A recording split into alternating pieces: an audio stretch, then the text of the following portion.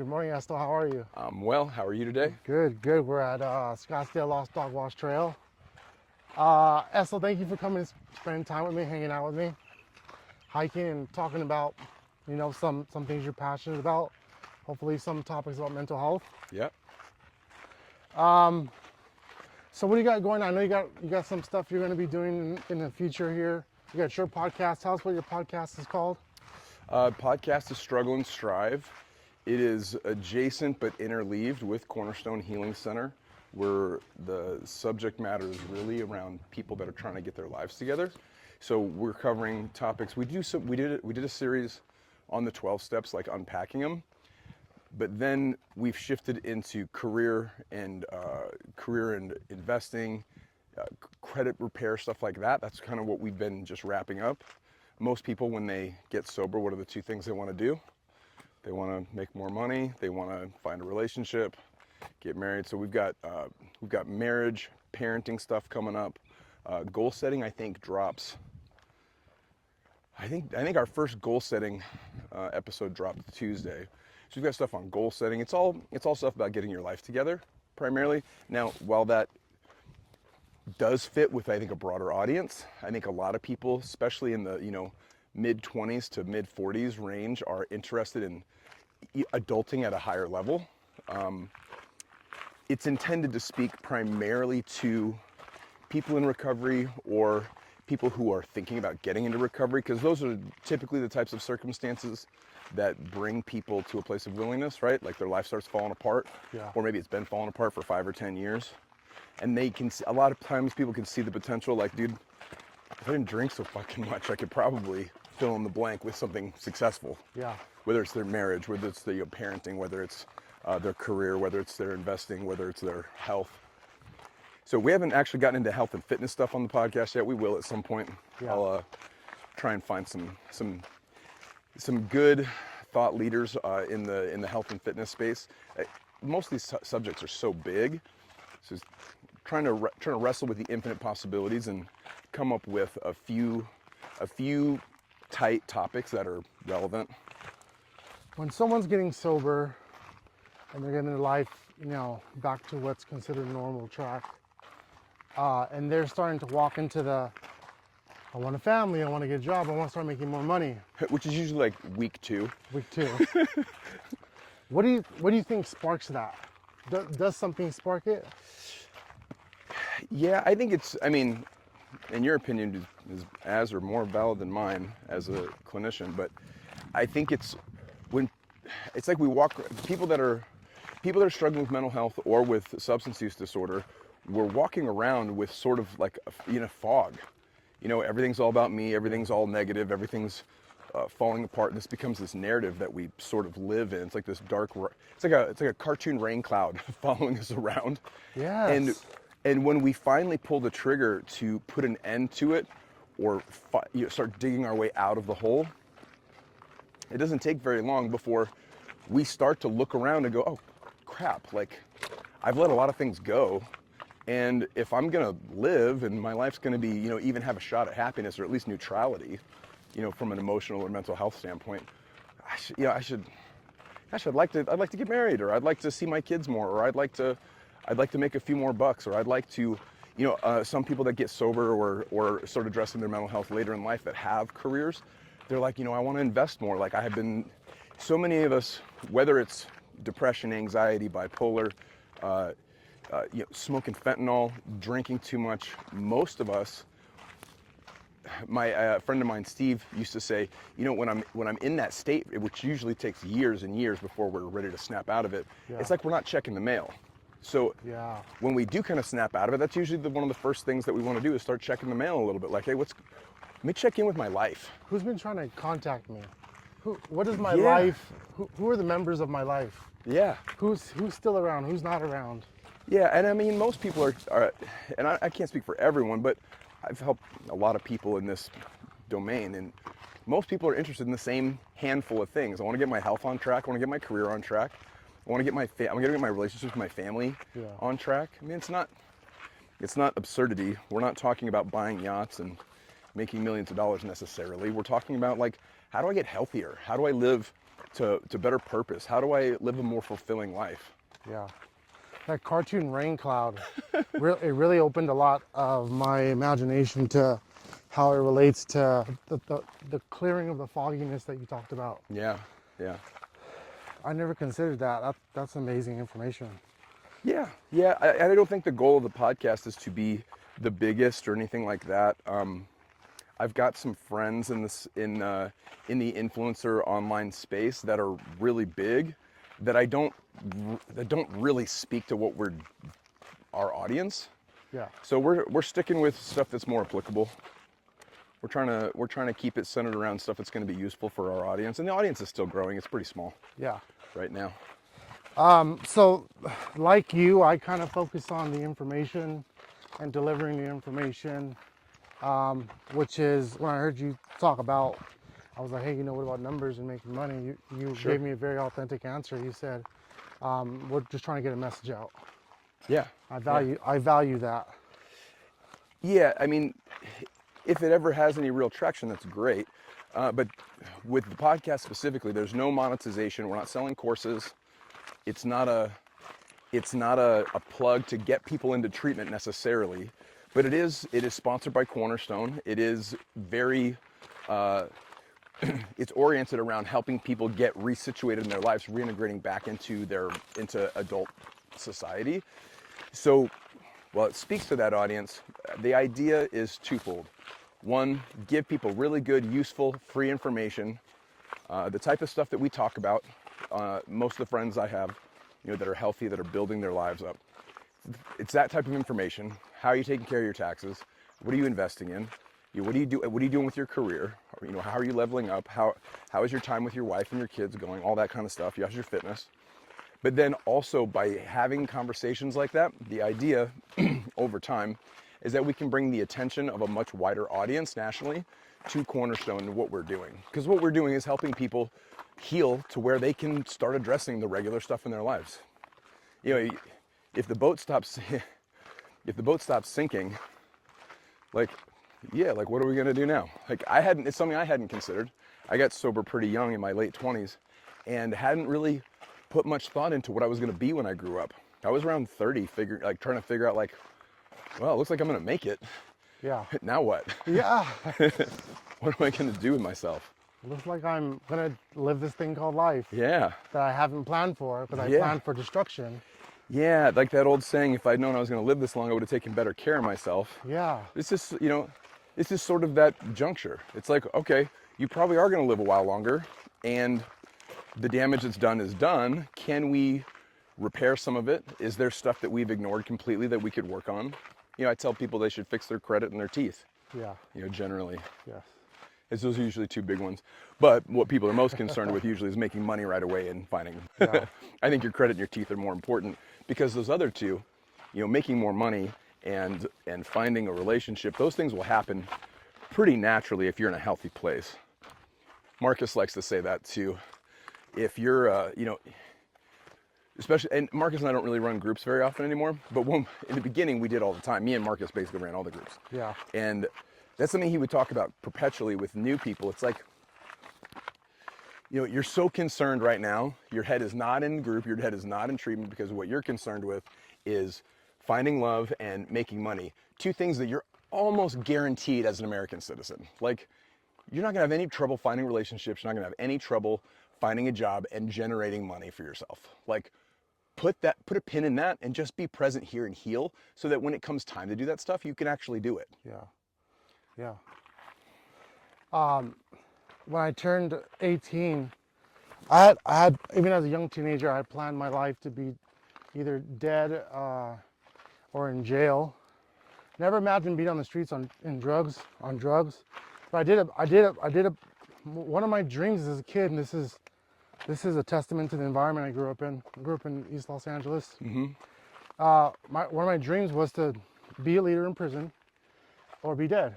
If I died young, that would be heroic.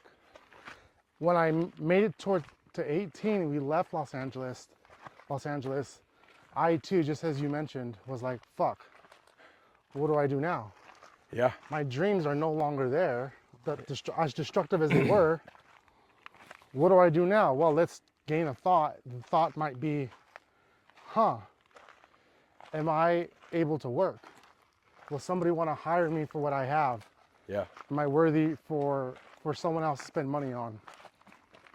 These are thoughts that cross my mind. Yeah, do I have value to deliver?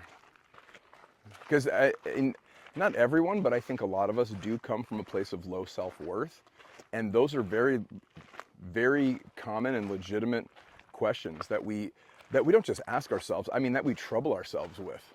You know, lose sleep over, lose years over, continue to use over in many cases. Yeah. Continue to not get help over. What's the point? This is never going to go anywhere. I'm a piece of shit, blah, blah, blah, blah, blah, which is all lies. But when you've heard that as a child or as a young person, worse off when you've told it to yourself, you know, for years, that's a hard habit to break. And for a lot of people, that is the narrative, especially people that, you know, that we treat. That's the narrative for many folks. And even coming to a place of believing that that can be broken is a big step. Then once you believe that and it starts to happen, you sort of get this, it's an effect that's like almost like surreal, where you're like, wow, like my life is really good. And then you hear something else that's like in that phase of recovery, whether it's mental health or substance use disorder. In early recovery, you then get imposter syndrome rampant. Like people that are in their first couple of years of recovery, that's usually the next thing that happens. First, it's like, I'm not good enough, I'm never gonna make it, that kind of thing. Yeah. Then once you start to make it, you're like, they're gonna find out. Like nobody's gonna hire, like you were just saying, like nobody's gonna hire me, what value do I have? People are gonna find out I'm a piece of shit. Yeah. You know, there's those beliefs, then, you know, and they're just glass ceilings. You know, they're not real and you can break right through them, but it takes the action to break through them. It's not changing your mind about it in and of itself. I think you change your mind as you're doing it. This happens a lot on this podcast. I've never considered, Estil, having imposter syndrome when working a job. Oh, it's so rampant. Even like get well jobs, right? Like just jobs that we're just kind of getting. That too can have imposter syndrome in it. Oh yeah, it depends on how high stakes are in that position and how low the self-esteem is within the person. Like for me, my first job in recovery was moving furniture, and that felt right-sized. I didn't feel out of place doing that. Yeah. I was a grunt. I was with other poor people, just doing heavy, hard work. But my second job was repossessing cars, and I was a little bit of like a fish out of water in that job. Yeah. And then the next job was in an office, and I really felt like a fish out of water. Yeah. People, you know, people have degrees, and people drive like I'm riding the bus. People drive nice cars. People tuck their shirts in every day. Yeah. I'm going to Goodwill trying to get collared shirts so I can blend in. Yeah. Oh yeah, haunted, and that haunted me until I was 10 years in. I was 10 years sober, sitting at tables with other adults, but people who are professionals, and really feeling inadequate, feeling behind, feeling just like there was so much.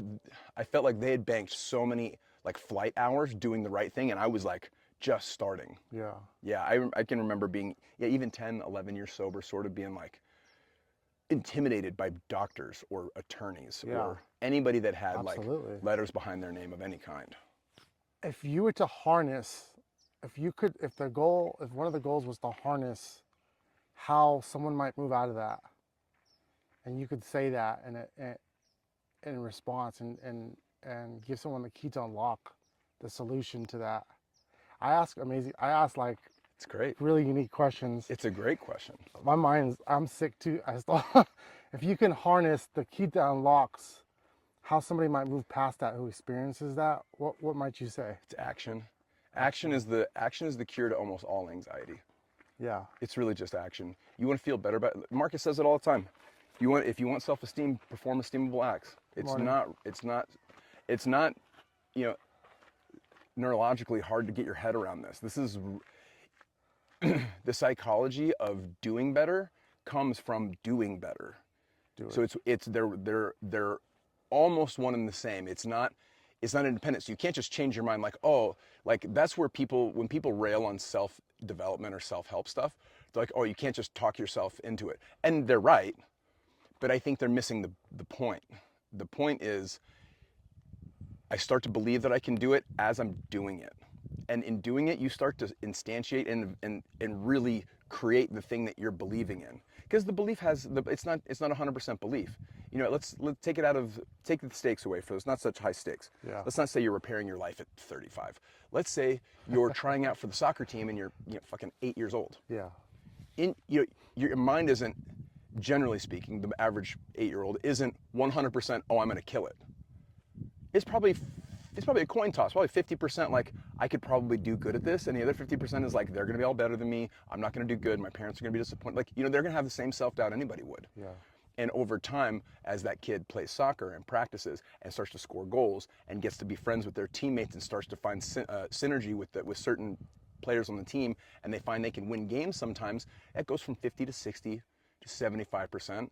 I don't meet many people that are at 100% confidence on things. And I'm not sure that that's healthy, because the rare people I do find, I mean, it almost smells like arrogance when people are like, oh, you can't catch me, like I'm so good, I'm this, that. And I don't meet many, honestly, and I'm not young, I'm 47. Yeah. I haven't met many people like that, genuinely, authentically like that, with huge egos like that in my life. I've met a few. Yeah. But it's like you can see through that. And that's not real confidence. Arrogance isn't really the same as confidence. Confidence has an air of humility to it. Like, yeah, this is hard, but I'm down. Yeah. That's a different vibe than, oh, I got this. Like, you can say to your homie, like, hey man, you got this. But that's not the same as like, oh, like unprepared, like, oh yeah, there's no problem. Like, it's definitely gonna be a challenge. And if you can accept that, yes, this is a challenge, and yes, I just might be up for it, and yes, I'm gonna learn, I'm gonna win or learn, if you take that sort of approach to it, I think you can really build a life that starts to psychologically and emotionally support the actions that you're taking. Because when you do esteemable stuff, your self-esteem builds. Yeah. You tell yourself, oh, I can never do that. Well, you can allow that to keep you trapped, or while you're still wrestling with the doubt, you could be trying anyway. Yeah. And that's sort of where the magic happens. That was a long answer, but the short answer is action. Action is the antidote to most anxiety.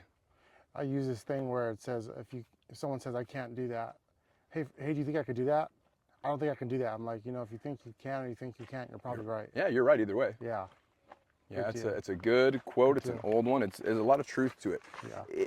Yeah. And that's where, like, there's a whole science of mind, like spiritual practice, where it's all about like the law of attraction. In the Bible, there are little hints of this sort of manifestation around belief as well. Regardless of like where people sit on like a religious spectrum, there is a fair amount of truth to the connection between your belief system and what becomes possible. But what I think a lot of them miss, or maybe people who consume that type of information are failing to calculate, is that it takes action. You've got to, hopefully you believe, at least 51% that this is possible, even for me, and then move your feet, do some stuff. Because in doing, you'll start to realize, okay, this is possible, I'm not great at it. And as you get on the path, more things open up, right? It's not like, oh, I got this, and then like that's an arrogant experience to think, well, oh, I got this, and then you get your ass kicked and you're like, all right, I suck. Yeah. And you don't try anything again. Rather, a healthier approach is to look at something and say, you know what? I want this, I want to do this. I'm not sure if I can. You get that self-doubt, this is going to be hard, but I'm going to try. And as you start trying, what happens is you see other people that are trying. You discover who are the other people that are really, really good at it. What are the mistakes they make?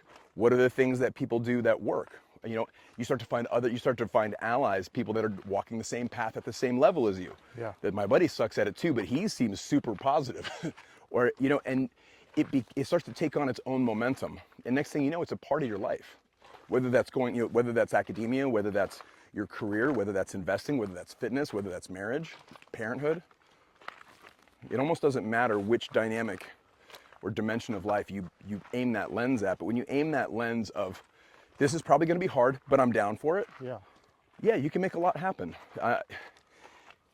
The trouble with, one-liner quippy anecdotes is that they don't encompass everything. Yes. And of course, people on the internet love to pick that stuff apart. And I get that, because I was skeptical and pessimistic for a long time.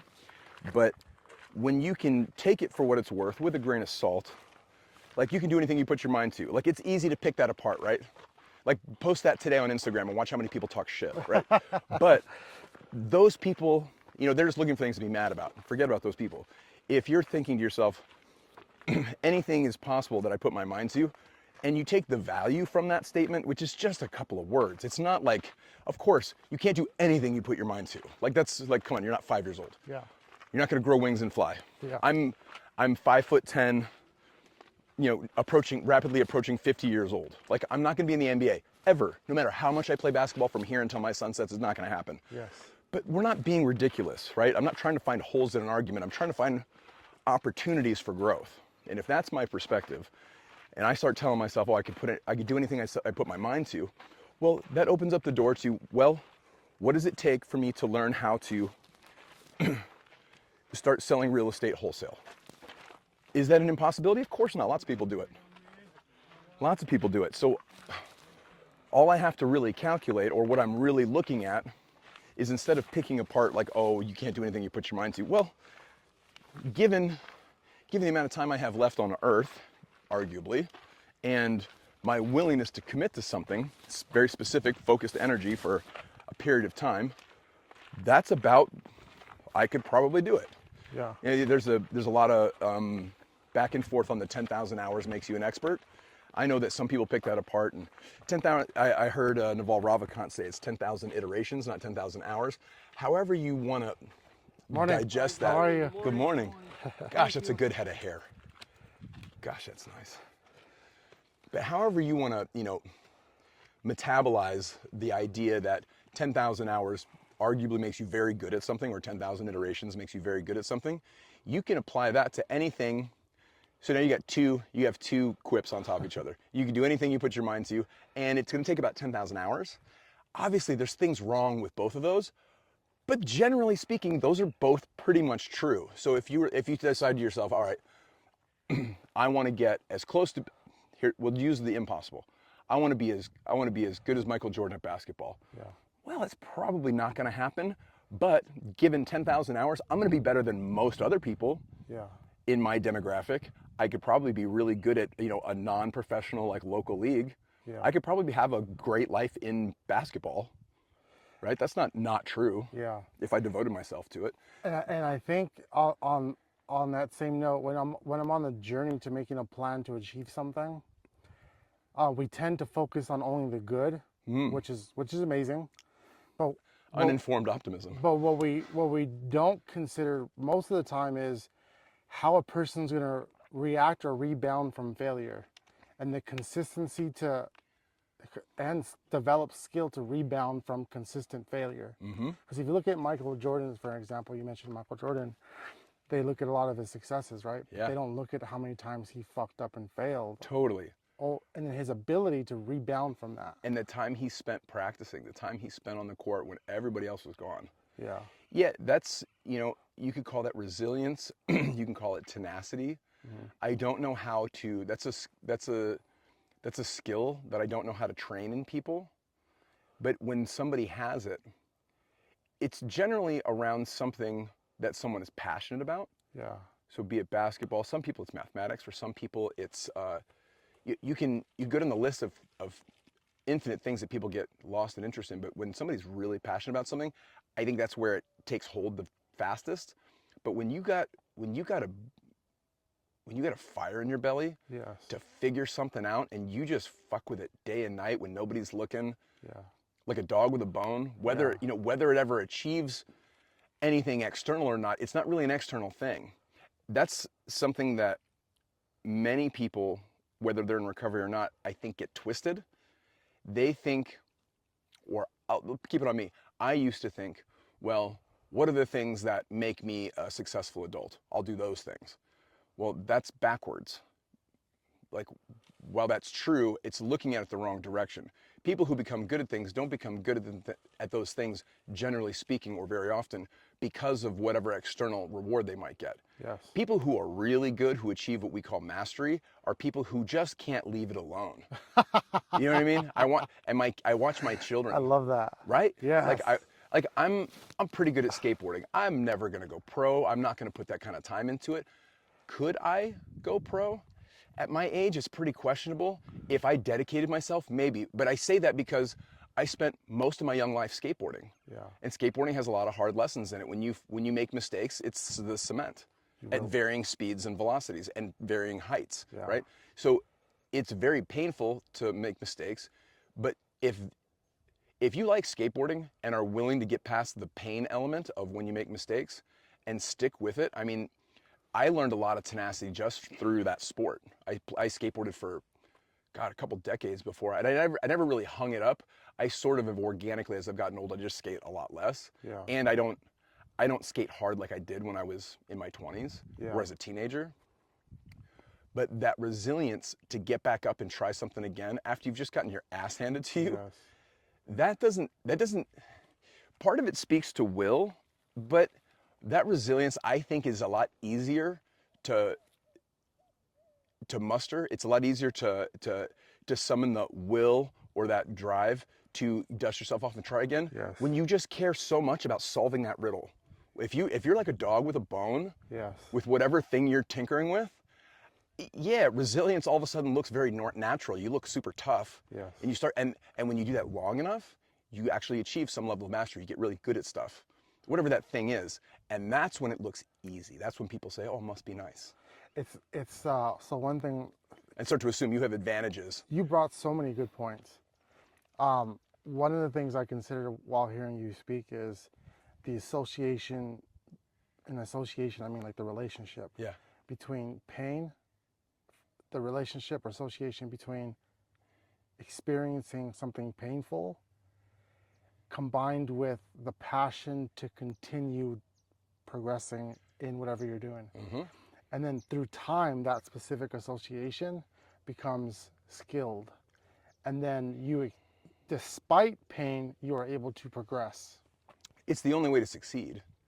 Nobody's just good at things. And this is what younger people, and I'm not trying to say all younger people, myself primarily included, but I see it as I'm aging. I see young people say the same sort of ignorant things that I thought when I was younger, and that is, "Oh, it must be nice. You have advantages I don't." Blah blah blah blah. That's all bullshit. Yeah. When you're talking about, you want to say that like, professional athletes have better genes, maybe. Yeah.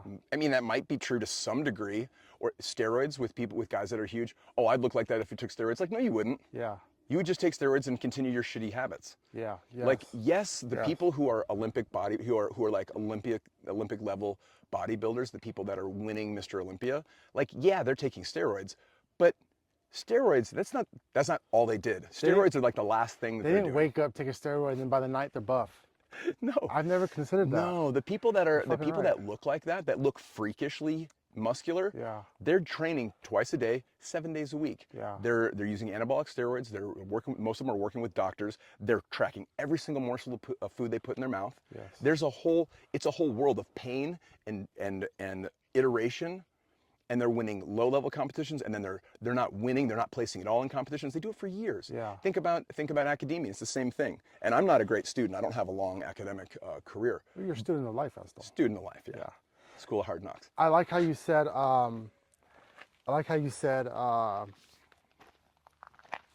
When you get a passion for something and you just can't leave it alone. Yeah, when you have dogged persistence. Is it sun in your eyes? That's fine. No, I got the hat on. Okay. Now, when you have dogged persistence, that makes the journey an adventure because the pain part of it becomes palatable. So there's I want to make a video about like using two different opposing mindset clips and then sort of talk between them. Okay. So there's a famous excerpt from a Steve Jobs talk where Steve is talking about if you don't love it, you're not going to make it. And that's where this stuff gets, find your passion. Yeah. So I get, and that kind of speaks to what we're talking about now. Like if you're passionate about something, you're going to have, like Steve says, you're going to have the drive to keep going when others give up. And that's totally true. Yes. And that's a beautiful thing. On the flip side of it, let's put it in the lens of making money. Like you don't have to find your passion to make a lot of money. to do well financially. Warren Buffett has a lot of sayings, but one of the things he famously says is that making money is not like the Olympics. You don't get paid more for doing things that are particularly hard. Yeah. And when you can look at the financial world that way, you realize that you don't have to be passionate about the thing that you're doing. If you're passionate about building wealth, you're passionate about taking care of your family, supporting your community. If you're passionate about those things, that can be the passion that drives you. Yeah. Having passion is important, but it's not the critical. So both things can be true at the same time, right? Like yes, if you want to do something that's really, really and it's not like, oh, I want to pick something. What is it that you are already fascinated with? Like keeps you up at night, you read all of the blogs on. Like what is the thing that you just can't stop thinking about? With me, it's psychology and trauma. Totally. Yeah. Totally. And so you just nerd out on that stuff. If you have something that you nerd out on, like if there's a way for you to perpetuate a career in that might be a good place to start investigating a long-term path, because you're already going to be baked in with the elements that are going to get you to shoulder the burden of despair and of failure and of pain and suffering along the way, which are coming. Yes. Everybody that achieves great things gets their ass handed to them along the way. Everybody. Amen. I don't know. Listen, everybody on the internet who wants to say they have advantages, they know this, they have a family that supported them, they were born into wealth, they have better genes, like, miss me. The people that think that or say that, they're putting a microscope over a tiny subset of a population. There are very, very few, and I've looked at the data, there are very few people who are genetically more predisposed to make it to the NBA than others. And there are plenty of people without the genetic predisposition who just play basketball like their life depends on it from the time they're little until they're adults. And guess what happens by the time they're 19 or 20? Yeah. They play in the NBA. Yeah. Has little to do, not nothing, but little to do with their genealogy. Same thing with building wealth. I know so many people hate on people on the internet that make money. Christians too, particularly, like they see like there's some negative guilt or shame associated with doing well financially if you're a Christian. But to assume that somebody has gotten ahead in life because they've done something wrong, they're doing something illegal, they're screwing people, or they were born into it, yeah, or that they were given so many, you have all these advantages. Like, no, they don't. Yeah. I know quite a few very wealthy people. None of them were handed what they have. And those who did have some advantages don't spell out the success they have today. Or those people haven't spent enough time trying to bridge the gap between gathering the information that would allow it to be possible. Totally. It's the same equation for success in any dimension of life.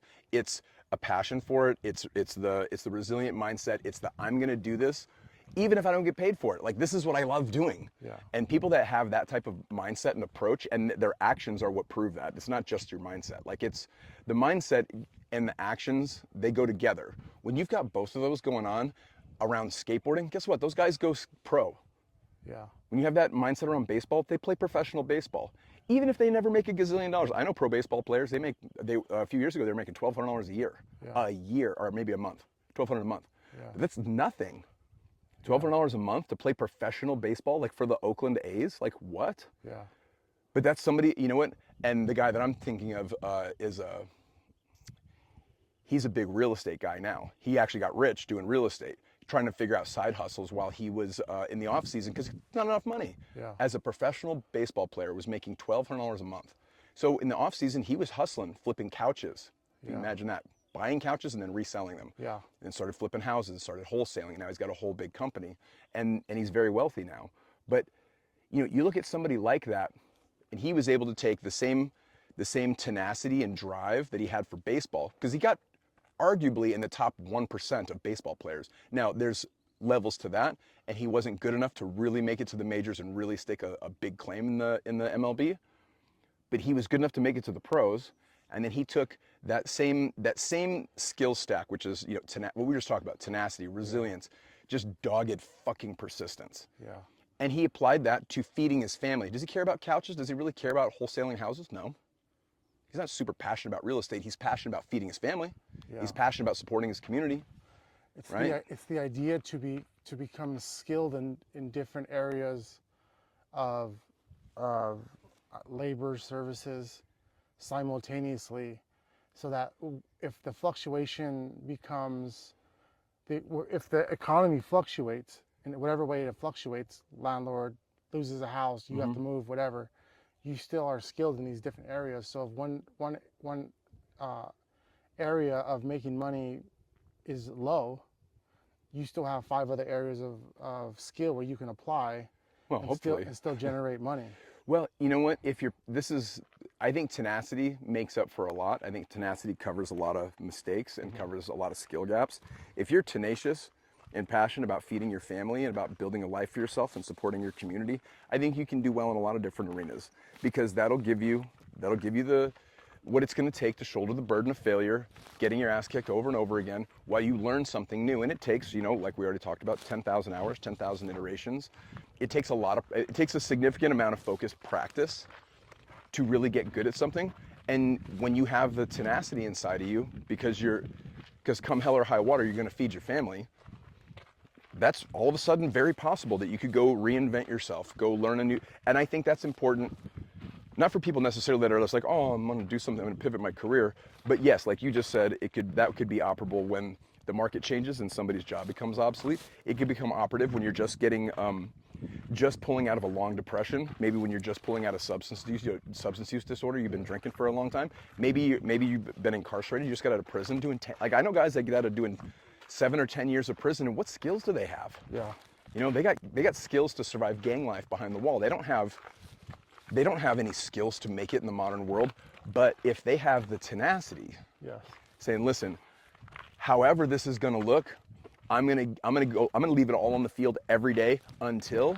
So this is what I think we lose as adults, many of us, is that tenacity, that tenacious drive that little children have. Yes. So I heard Tony Robbins say this: how long do I allow my child, once they're born, to practice to learn how to walk until I stop them and say no more? Is it when they're 1? Is it when they're 2? At what point do I say, no, you're done trying to learn how to walk? Never. Yeah. My child's going to walk. Right? And they will try until. And when you have that type of, and children have it naturally. Of course, there are some very rare and very heartbreaking exceptions to that. But generally speaking, a child with fully functional limbs and brain development, somewhere between the age of 6 months and 18 months, 2 years, is going to learn to walk. And you can set your watch by it. Pretty much every kid is going to learn. How? It's practically impossible to learn how to navigate this planet we're on at the speed it's rotating through the solar system and at the speed that this galaxy is moving at. To take control of your body, navigate the topography of planet Earth with the brain power of a literal 9-month-old. Like, how is that even possible? Well, trial and error with tenacity. Over and over and over again. We try and tell. And as we become adults, we often we let that get dull. We try something once and go, oh, that's not for me. Estil, do you think, I just thought of this, do you think that when a kid is learning how to walk and they fall, do you think the thought of failure goes through their mind? Consciously? Or subconsciously. Yeah, do you think yes, but I don't think the narrative is I just failed? But my observation of children learning to walk, and I've now watched my 3 learn to walk, my observation of it is not, they don't internalize, especially at that young, tender age, they're not internalizing failure with the sophisticated ego that an adult does. An adult tries a business for the first time. I'm going to start a drop shipping business. It doesn't work. They go, that's not for me. Yes. I'm going back to my 9 to 5. A 9-month-old falls from the couch. What do a couple minutes later? Try to climb back on Try it again. You ever see like 10-month-olds climbing stairs? You're like, oh my God, they're going to die. Yeah. But they're not even thinking about the fear. Yeah. Even though they might have just they were crying 5 minutes ago because they got hurt. Yeah. They're just back at it again. So yes, they're processing failure, but they're processing in such a healthy way. They're applying it to iteration. Like, okay, that way didn't work. What little tweak can I do to try this time? Yeah. And it's that process of iteration over and over with the tenacity of doing it over and over and over and over again. The mistakes get fewer and farther between, and eventually you learn how to get good at it. You get good enough at it that eventually somebody sees a kid walking and you just assume, like, yeah, they learned like everybody does. Like they know how to walk. We really do get in our own way sometimes. So much. If you applied that mindset, I'm gonna fail at this until I can do it, Yeah. to anything you're really that interested in, Yeah. you'd be so good at it in a few years, and it doesn't take 20 years. You could do it in 3 to 5 years. And I'm talking about arguably, within reason, anything. You put that kind of effort in for 3 to 5 years, you'd be so good at whatever discipline we're talking about that people around you would hate on you. They would assume that you have advantages they don't. Yeah. It Must be nice. Yeah, the life is unfair because he got so skilled at something so quick. And he's not skilled. He's got it naturally. Yeah. I hear that stuff all the time. He showed up every day. That's what it is. Just get your ass kicked a whole lot. Get so comfortable with the journey and knowing that carrying the burden of failure and pain and suffering is a part of that journey. If you can do that with a smile on your face, like Mike Tyson used to say, because people used to think Mike Tyson was like this angry guy. And he may have been later in life, but when he was in the Olympics, when he was 18 years old, Yeah. he wasn't mad at anybody. He wasn't trying to tear people's heads off. He was happy.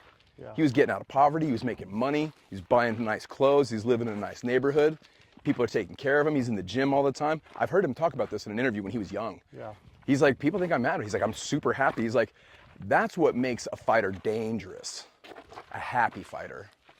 Because he's just in the flow. He's doing the thing he trains for all day. Yeah. He's not mad. And that perception, oh, he's angry, that's another way to cheapen the effort that he's put in. Oh, he's this big, big nasty gorilla and he's using his rage on people. Like, Holy or shit. he just trains like a beast and you happen to be his Tuesday afternoon appointment. Sorry, bud.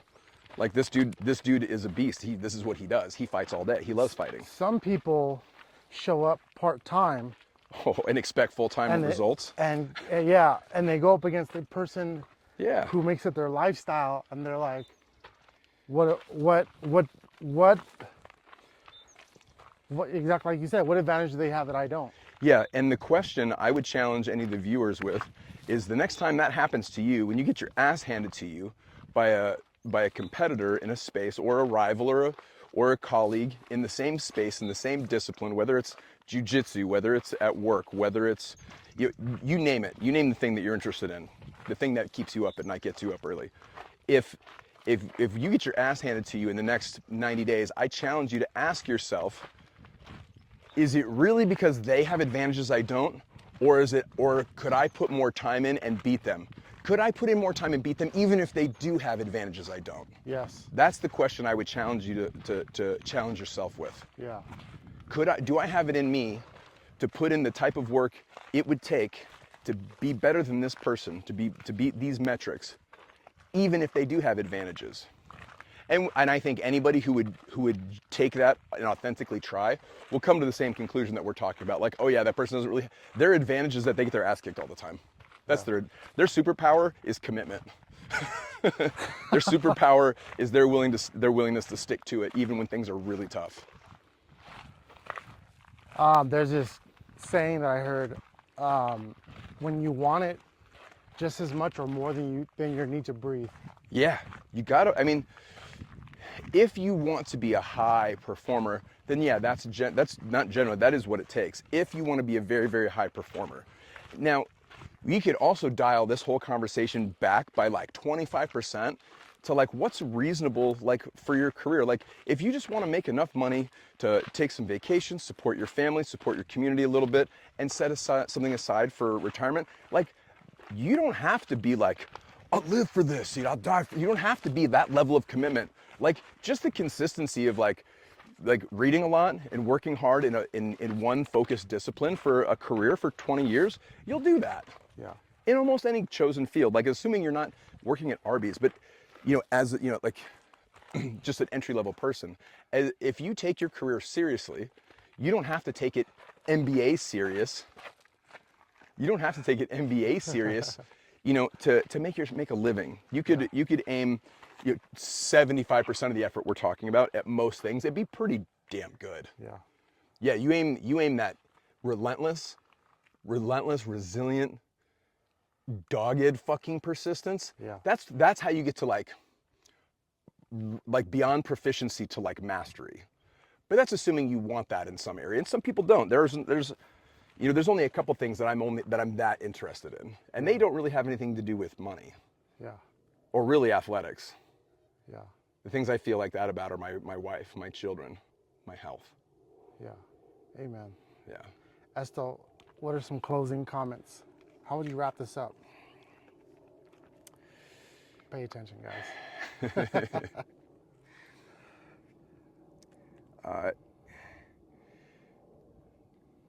God is what's at the center of the universe.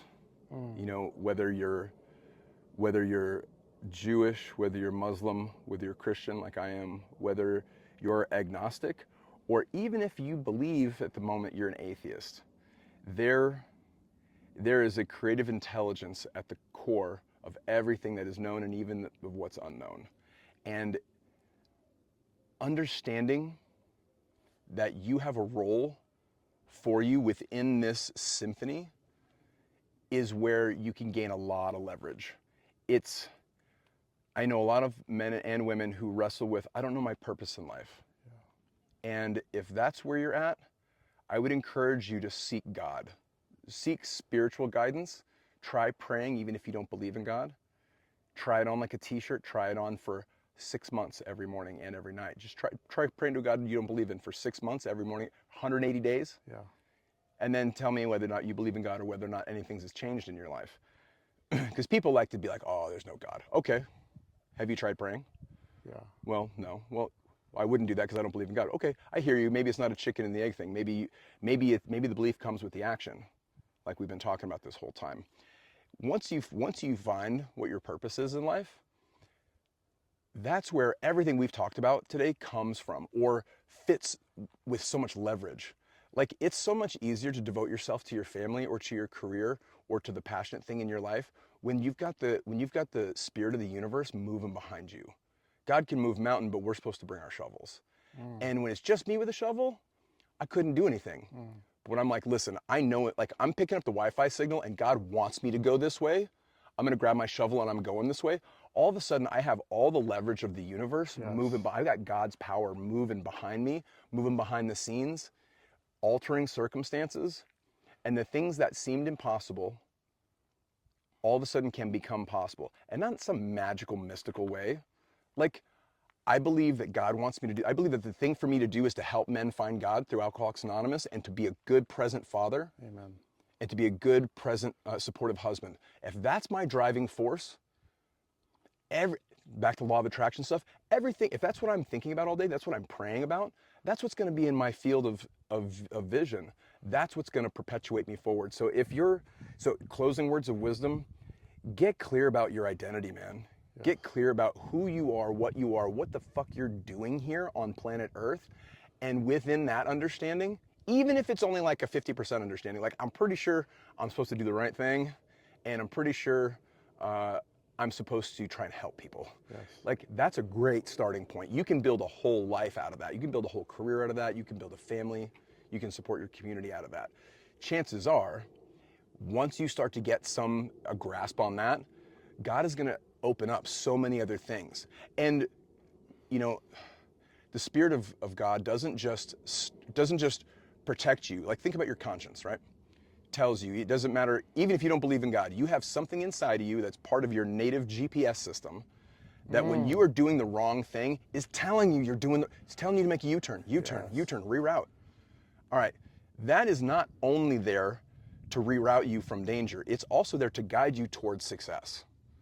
If you can dial into that and then choose something from within that range of things, it's gonna make the grind, the need to have resilience and to have that dogged persistence when things get tough, it makes it so much easier. It makes it so much more palatable. Because things are hard. Everything that's worth doing in life is hard. There's nothing easy that's, what are the easiest things I could do today? I could eat hot fudge sundaes and cheeseburgers, I could sleep with a random stranger off Tinder, I could look at porn on my computer, I could go buy a used car for $1,500. Those are all the things you could do today. And all those things suck. Yeah. You're gonna get any fulfillment out of any of those, right? Yeah. All those are, it's like a firecracker that goes off. You're like, hey, that was cool, now what? It wouldn't be the hardest part of your day. No. It'd be probably the easiest. Yeah, most people who are contemplating the questions that you've been asking, that we've been talking about today, they want to know what their life is about. They want to know that they can contribute something. They want to know that they can become good at something. They want to know that they can leave a mark on the world. Maybe leave the world better than they found it, that they can improve other people's lives, that they can deliver value in some way. Yeah. You know, they want to do something cool. Everything cool that you want to do, whether it's get into better shape, help people find God, find a spouse and be good to them, raise your children, have a meaningful, successful career where you can really afford to not just pay your bills, but also help other people pay their bills. Like, all that's long range stuff. And you're gonna have to have some grit to get there. It's gonna be hard. There's gonna be a lot of learning lessons. It's gonna be a lot of iteration. And if God's behind you, if you believe that your GPS system is leading you that way, it's time to listen. Yeah. God calls us to do things, and when we ignore it, that's ignoring God's will. Yeah. If I'm following, and that can be scary, right? That's where faith comes in.